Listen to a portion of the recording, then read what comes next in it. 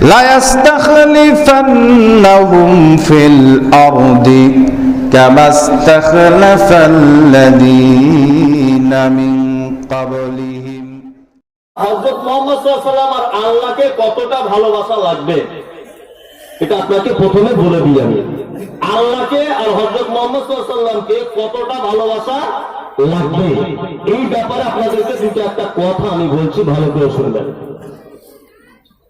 যারা এখানে বসে আছেন আপনারা যদি বলেন যে আল্লাহকে তো কোনোদিন দেখিনি, তাহলে কি ভালোবাসা যাবে? আচ্ছা বলুন তো দেখি, আল্লাহকে দেখে ভালোবাসা বেশি যাবে না দেখে ভালোবাসা বেশি যাবে? আচ্ছা দেখে ভালোবাসা বেশি হয় কাউকে, না দেখলে বেশি ভালোবাসা হয়? আরে পাগল, না দেখলে প্রেম বাড়ে।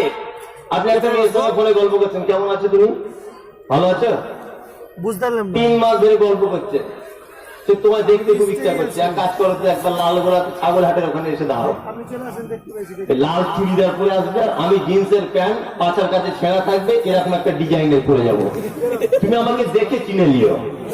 এখন আপনি 3 মাস ফোনে গল্প করে একদম পাগল হয়ে গেছেন, গিয়ে দেখছেন ও পুরো আলকাতরার মতো কালা। আচ্ছা বলুন তো, তারপরে আর ফোন করতে মন চাবে? চাইবে? মন চাইবে না। যতক্ষণ আপনি দেখেননি ততক্ষণ তার প্রতি ভালোবাসা ভালো ছিল, যতক্ষণ আপনি দেখে নিয়েছেন যে একদম আলকাতরার মতো কালার, আর ভালো লাগবে না। লাগবে? লাগবে না।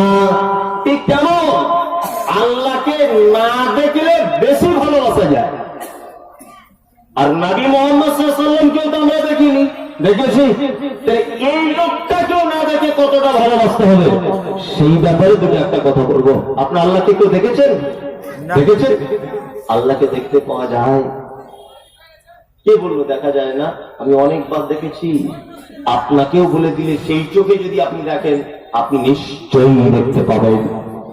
আপনাকে আল্লাহ দেখাবো, আপনাকে আমি এক্ষুনি দেখিয়ে দিতে পারি আল্লাহ কাকে বলে। আচ্ছা বলুন তো, মানুষের বাচ্চা হলে হাঁটতে সময় লাগে কতদিন?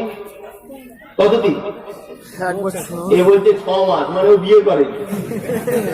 পাগল বহুত দেখেছি, এ বলছে 6 মাস। আচ্ছা 6 মাসে মানুষের বাচ্চা হাঁটতে শেখে? 1 বছর টাইম লাগে, তাই তো? 1 বছর টাইম লাগে মানুষের বাচ্চা জন্ম নিলে হাঁটতে। একটা গরুর বাচ্চা জন্ম নিলে হাঁটতে সময় লাগে কতদিন? কতদিন? 5 মিনিট, 10 মিনিট। আল্লাহ দেখাচ্ছে আপনাকে 10 মিনিট লাগে। মানুষের বাচ্চা জন্ম নেওয়ার পরে 1 বছর কেন টাইম লাগলো, আর গরুর বাচ্চা হাঁটতে সময় কেন লাগলো 10 মিনিট? এটা আপনি কোনোদিন চিন্তা ভাবনা করেছেন? আপনার চিন্তা ভাবনা করার টাইম নেই। আল্লাহ কোরআন মাজিদে কি বলছে?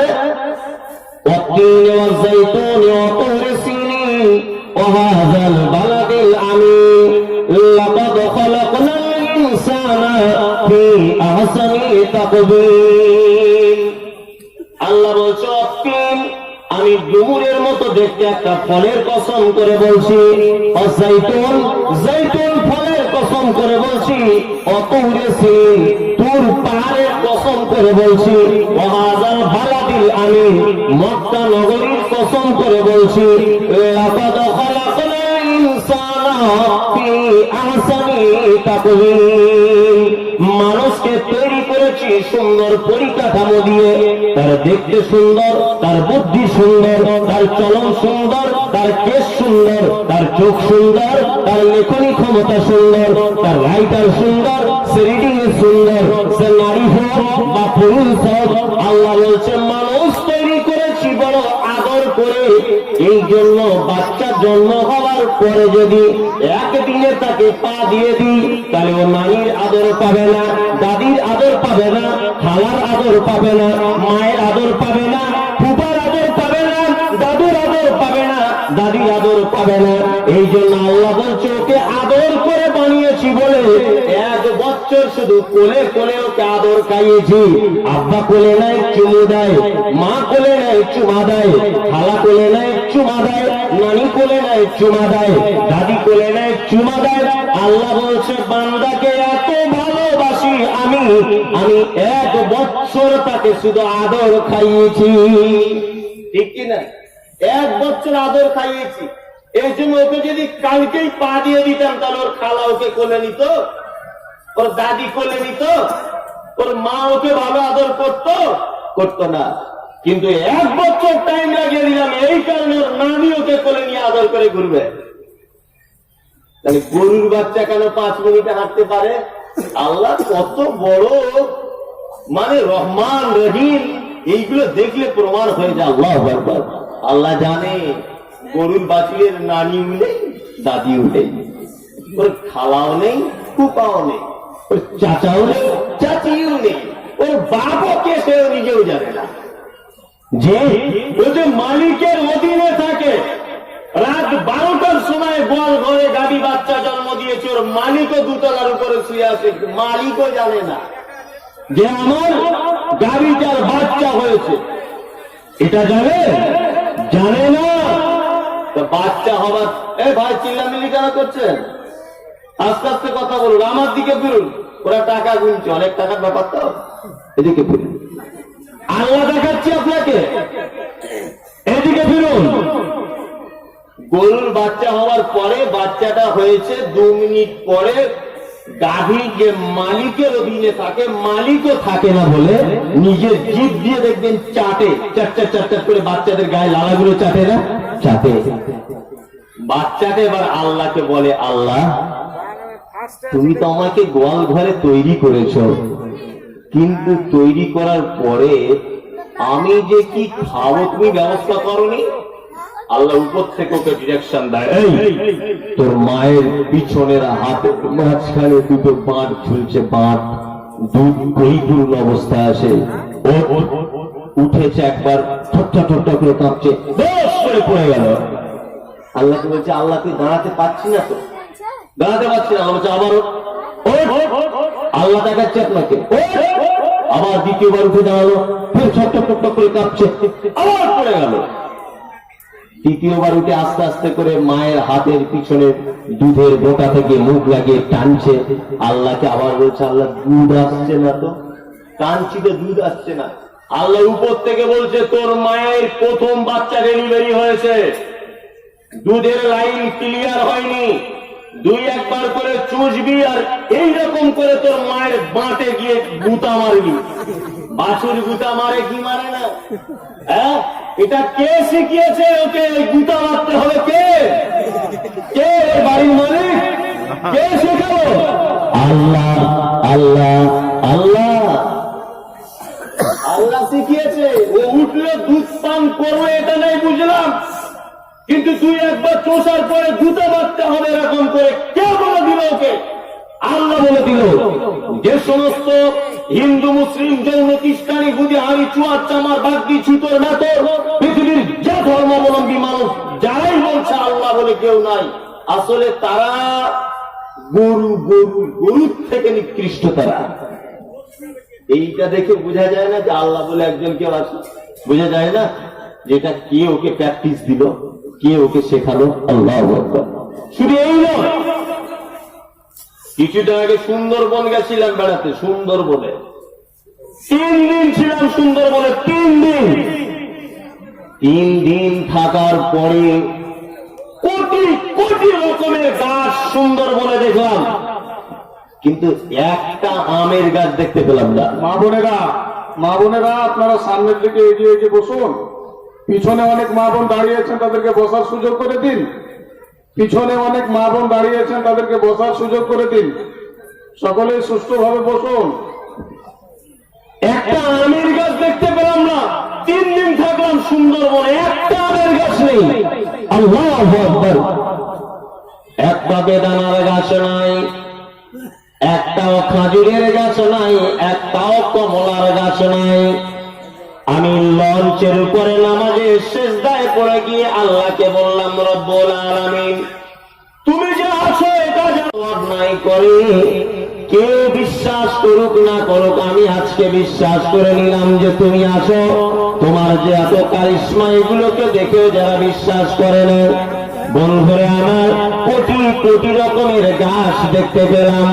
এই গাছগুলোতে একটাও ফলের গাছ নাই, অথচ মুর্শিদাবাদের চকমোহরমে তুমি আমের গাছ দিয়েছ, লালগোলাতে লিচুর গাছ দিয়েছ, জামের গাছ দিয়েছো, নারকেলের গাছ দিয়েছো, তুমি আরো অন্যান্য ফলের গাছ দিয়েছো, কিন্তু সুন্দরবনে একটাও ফলের গাছ নাই।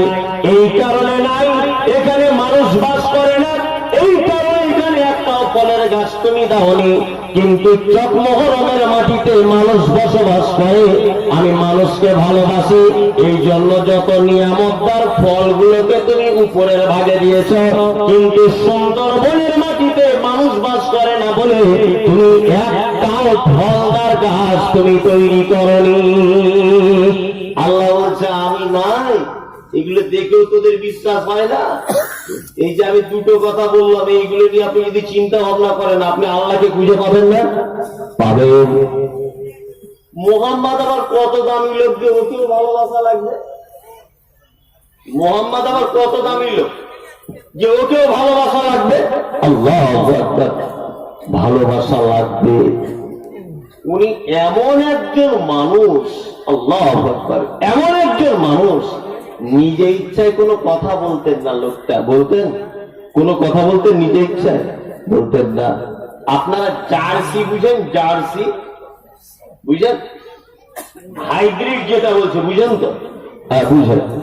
এই হাইব্রিড জার্সি যেটা মদিনার এত খাজুর উৎপাদন হয়, রাস্তা দিয়ে আল্লাহ রাসূল হাঁটছেন, দেখছেন যে কিছু কিছু মানুষ খাজুরের পুরুষ ফুল আর মহিলা ফুলদের সংস্পর্শে পরাগ ঘটাচ্ছে।